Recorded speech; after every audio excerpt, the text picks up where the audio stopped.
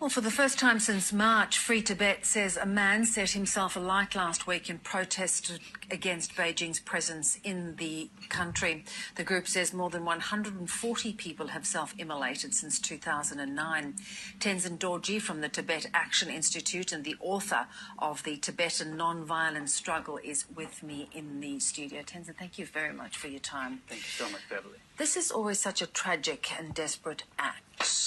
What impact does it have in Tibet itself? Well, the person who just self-immolated for Tibet was Tashiraten, a man who was in his 30s.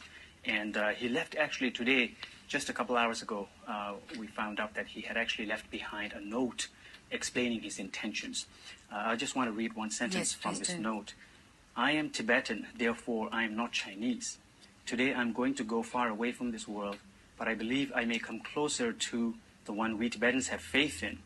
We are destined to follow such a path, to search for and retrieve what we have already lost, and what is further and further away from us, our own Tibetan homeland.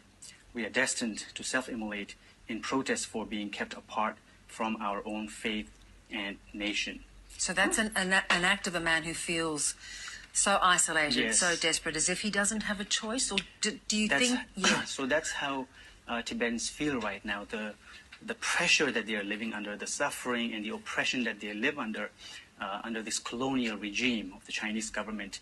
I think Tibetans feel trapped and crushed between a 19th century problem that is colonialism and a